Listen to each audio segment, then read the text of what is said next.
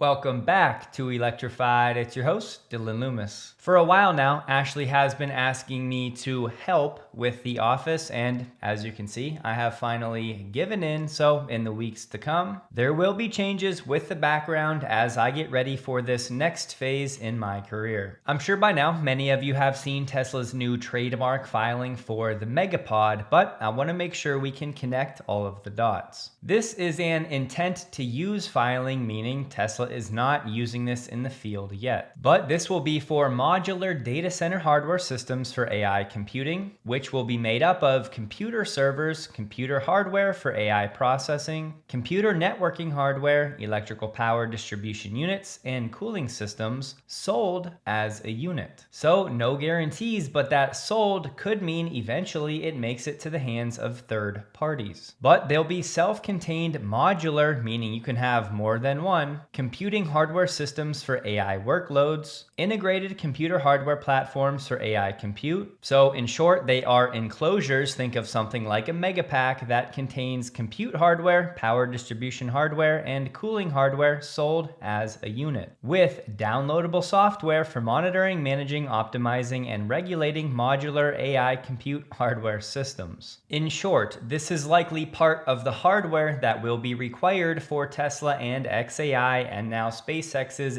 Digital Optimus under the overall project name Macro Hard. And this right here is why I will keep encouraging everybody listening to my voice right now to start vibe coding something so you can understand where things are headed. Watching your computer code in real time, or write and send emails, or clean up entire folders. That's where this is headed for Tesla and SpaceX. You just give a command to your Tesla or SpaceX app, and then Digital Optimus will go actually execute the task for you. Remember, Elon said Macro Hard or Digital Optimus is a joint xAI and Tesla project. Grok is the master conductor navigator with deep understanding of the world to direct Digital Optimus, which is processing and actioning the past 5 seconds of real-time computer screen video and keyboard and mouse actions. Grok is like a much more advanced and sophisticated version of turn-by-turn navigation software. You can think of it as Digital Optimus AI being System 1, the instinctive part of the mind, and Grok being System 2, the thinking part of the mind. This will run very competitively on the super low-cost Tesla AI 4, around $650, paired with relatively frugal use of the much more expensive xAI NVIDIA hardware. And it will be the only real-time smart AI system. This is a big deal. In principle, it's capable of emulating the function of entire companies. That's why the program is called Macro Hard. Elon also said it works in all AI 4 equipped cars, so your car can do office work for you when not driving. And here's the payoff. We're also deploying millions of dedicated Digital Optimus units in the field at superchargers where we have around 7 gigawatts of available power. And this Megapod filing is likely the exact hardware that Tesla will use to provide these millions of dedicated Digital Optimus units. Now, yes, there are plenty of unknowns here, like what about the memory constraints with AI4? Will each user need to opt in to this Digital Optimus to allow your car to be part of this inference fleet? But having said that, I just want to drive the point home. I think there's still a fair number of people that think this is years into the future, but the reality is the capability is here right now, at least from a software perspective. So whenever Tesla actually rolls this out, let's just say you open the Tesla app, give it a command, say, I want to build a website to promote my new book, and then you go on explaining all of the details. After that, Grok with the NVIDIA hardware potentially in these Megapods will break the task down into smaller steps. And effectively, Grok will determine where to send each step of work. Is it going to go to your AI4 equipped vehicle to do inference? That's System 1 level work where it's moving the mouse throughout the screen. Or other parts that need more reasoning and thinking, perhaps those are routed to Megapods with NVIDIA hardware inside or some Tesla hardware as well. And to oversimplify, then you have the two pieces required, the AI4 inference and the more reasoning, deeper levels of thinking through the Megapods. And yes, these Megapods are expected to be deployed at supercharging locations where Tesla already has the power infrastructure infrastructure set up. And again, more questions like if I allow my AI-4 vehicle to be used for inference compute by somebody else, how will I be compensated for that? And so yes, in a sense, these megapods are almost like Tesla developing a new portable modular data center that they can plug and play with the existing supercharger infrastructure. And so why will this be such a big deal for Tesla whenever it does happen? Well, one is the marginal cost for this inference compute for Tesla is effectively zero because they've already paid for all of these AI-4 chips. And they've paid for the cooling and the power to go with them. So the marginal hardware cost there is effectively zero. The only added cost will be the electricity needed from the cars to power the chips. And if you're not paying close attention in the AI world right now, everything is boiling down to the cost per token. It is no longer about pure raw compute and how high we can get the gigawatts to go. It is now about how efficient your compute is. Second, one of the biggest bottlenecks right now in AI land is access to power. Any new company trying to bring new compute capacity online sometimes has to wait years to get everything set up. As Elon said, Tesla already has around 7 gigawatts of available power at superchargers that they can now tap into, avoiding those interconnection queues altogether. And as we know, some supercharger locations already have solar and megapacks, which is great for energy arbitrage and smoothing out that power. A third benefit, centralized data centers like most other companies have lead to bandwidth and latency challenges, whereas Tesla having all of this distributed inference compute and now distributed level 2 compute with these megapods should be another structural advantage when it comes to bandwidth and latency and perhaps even privacy, being able to keep more of that data locally. And unfortunately, me with my Model 3, I am the king of unused capacity. I think the first year I had my vehicle, I drove maybe 3,500 miles because I work from home. And when we go places or take road trips, usually we take Ashley's car. So I'd love to put my car with AI-4 onto the network and perhaps receive a small monthly payment every month for doing so. And it should go without saying, but if and when this happens, that makes Tesla vehicles that much more attractive, leading to even more utility and better ROIs before we even talk about true autonomy. So yes, that's a very introductory level of Megapod, but I wanted to make sure it's out there, as I'm quite confident many people are still sleeping on this opportunity, even if it's not something that really starts to develop until 2027.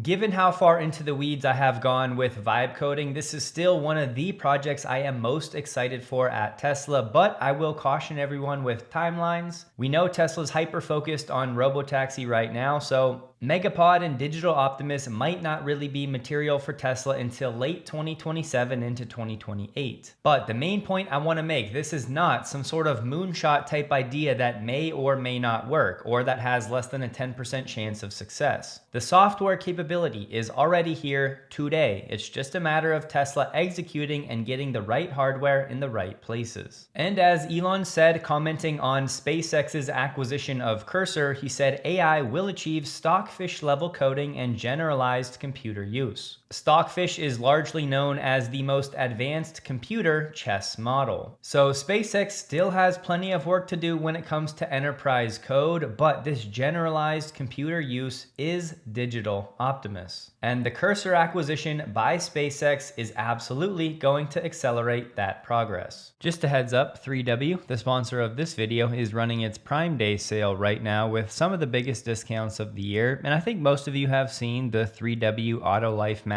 we now use in both of our Teslas. They have the full metal heel plate with that Vigor mold technology for extra durability, and in my experience with these mats for over a year now, there has been zero lifting or deformation so far. And where we live, we have brutal winters, and these mats were excellent at holding snow and water in the mats thanks to the high edges, and these mats are by far the easiest to clean of any I've tested. You really can restore them to like new no matter how dirty they get. They have no odor thanks to their Thorax eco-friendly material that's 100% non-toxic, baby and pet safe, waterproof, and ultra durable. And thanks to the studs on the back of the mats, in my experience, these have not moved or shifted at all. The overall fit is excellent and the coverage is top notch, and 3W uses at least 50% recycled materials. I could go on and on, but the truth is I could not be happier with these mats, and as mentioned, right now 3W Auto Life is running its Prime Day floor mat sale with some of the biggest discounts of the year, so be sure to check the links in the description and use my discount code to save on your next set of floor mats.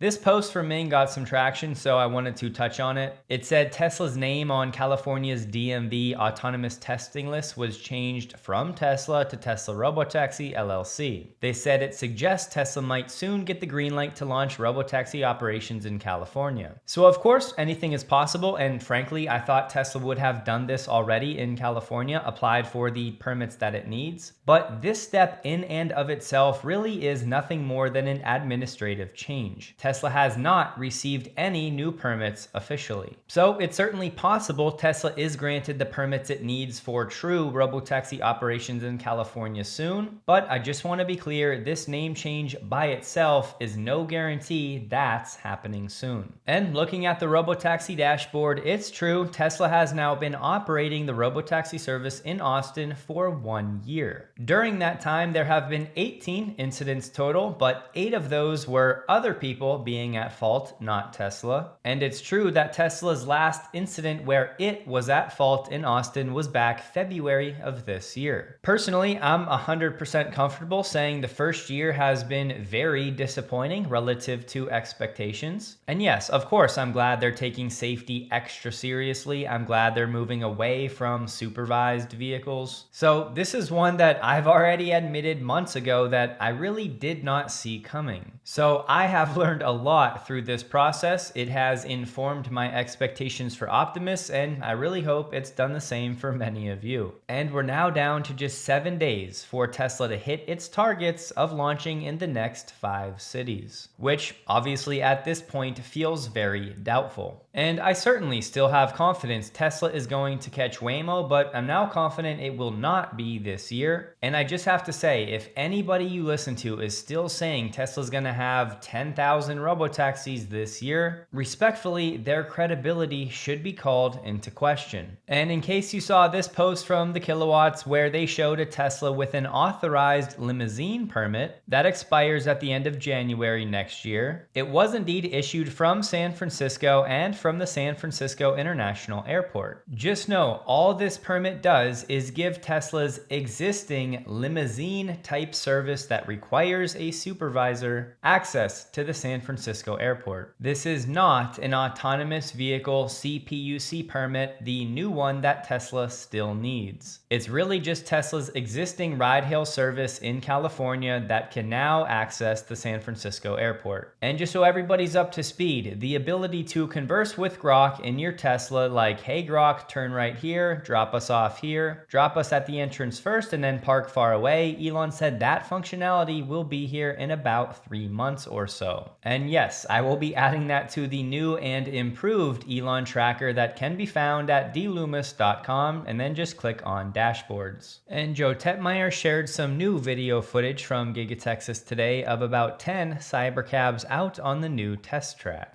And Sladoc, who's on the ground in Houston, said he counted 55 cybercabs at the Houston Robotaxi Hub, up from 45 2 days ago. And he did share a short video of the parking lot in its current form, full of cybercabs and Model Ys. And he also said that robotaxi rides are now available in Houston as early as 7 a.m. And here's the screenshot to confirm. And the word is the same is also true in Dallas. But remember, to date, these service hours have been somewhat fluid for Tesla, so just because it's earlier now doesn't mean it'll stay that way permanently. And on the Texas Department of Licensing and Regulation website, Tesla has a newly registered project as of June 16th this year. It has a start date of October 19th this year and a completion date of April 15th, 2027, estimated cost $5.2 million, and the type of work is renovation alteration. Square footage 38,900 feet. And here's that exact location pin on a map. It is just south of the heart of Houston. And here is the Google Maps street view. The only problem with this is this photo was captured July 2022, so the site likely looks very different right now. And based on the filing, we know there is now a building on this location and Tesla will be renovating the the interior. And yes, this is a different location than the robotaxi hub for cleaning and service and maintenance that we saw a few weeks back. Tesla's also renovating a building at that location, but these two locations are about 45 minutes apart from each other. And don't forget, Tesla has its new Megapack factory just outside of Houston, and that location is about an hour away from this new location. So we don't know officially if it's for Megapacks or robotaxis, but Tesla is definitely up to something in Houston. And in the video from Sladoc, you can see Tesla did put up a black privacy screen along the fence at the main robotaxi lot in Houston. The National Road Authority in Spain has said that Tesla's supervised FSD has driven over 171,000 miles of public road testing without a single serious incident reported. Tesla's 30-car fleet has been running since November 2025 and is by far the most active tester on that list.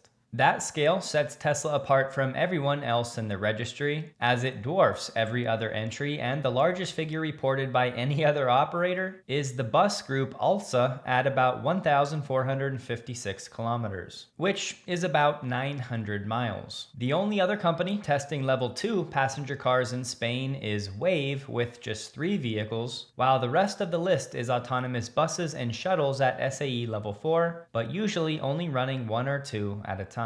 And remember, Belgium's public road testing aim was about 3,000 miles, and in Spain, FSD's already up over 171,000 miles. Danny shared some photos of the Tesla Semi with the ground truth validation equipment rigged up. He said, "I saw this plus 2 different Cybercabs within 5 minutes of driving in Sunnyvale, California, and there was not a trailer on that unit." So it's encouraging to see, but given how things have gone so far, I'm not expecting unsupervised FSD to be in the conversation for the Tesla Semi until 2028 at the earliest. I'm sure many of you have seen the egregious reporting about that Tesla that was supposedly using autopilot that crashed into a home in Texas and very sadly killed the woman inside the home.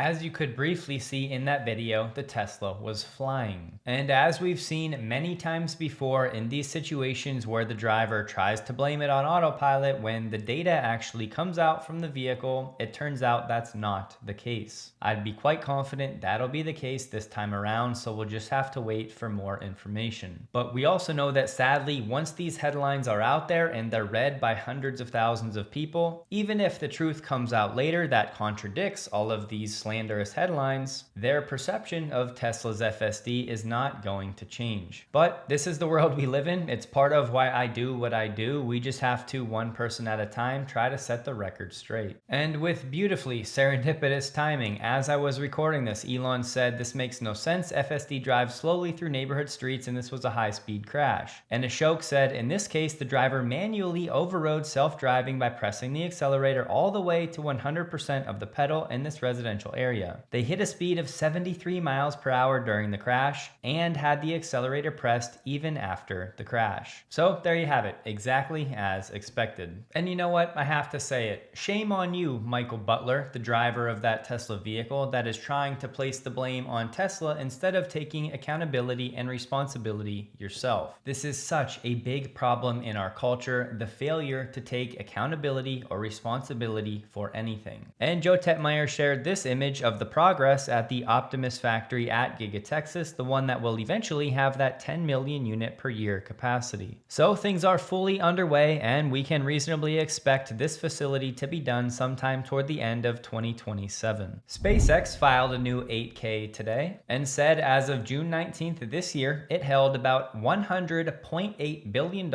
in cash and cash equivalents. And in the 8K, SpaceX announced a new notes offering. They did not give an amount, but they said the company intends to use the net proceeds from the notes offering to repay the outstanding borrowings under its bridge loan facility in full. So this is effectively SpaceX looking to replace its short-term bridge loan debt with longer dated debt. And yes, just to be clear, that over $100 billion in cash and equivalents was including the IPO proceeds. So basically, SpaceX will be looking to keep that $100 billion of cash it now has And separately, they'll be looking to replace about $20 billion of short-term higher rate debt with roughly $20 billion of longer-term lower rate debt. And yes, oversimplifying, SpaceX could theoretically pay off the debt it has and still have about $80 billion in cash. But we know SpaceX is going on a spending spree and Terafab will be a big part of that. So believe it or not, SpaceX is going to need every bit of that $100 billion of cash over the next few years. And part of the reason SpaceX could get better rates on the long-term debt is because SpaceX did receive an investment-grade credit rating from Fitch for this new bond offering, as this post was reposted by Elon. And all three major rating agencies now rate SpaceX as investment grade. Also today, SpaceX signed a major compute power agreement with Reflection AI, and under this agreement, Reflection will get immediate access to NVIDIA GB300s that they'll use to train and run advanced models, and they've agreed to pay SpaceX $150 million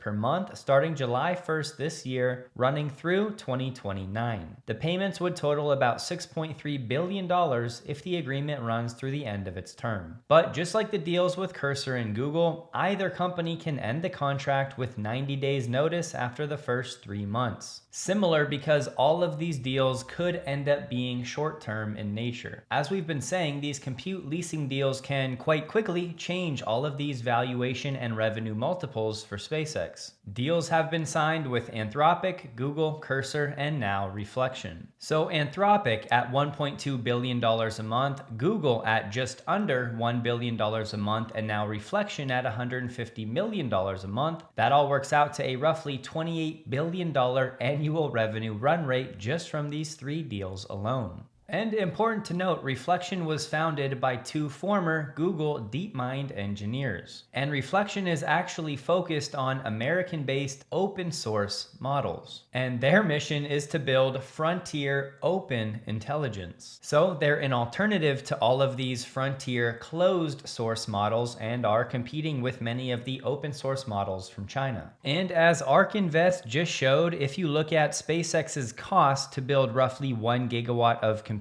it's in the neighborhood of, we'll call it $26 billion.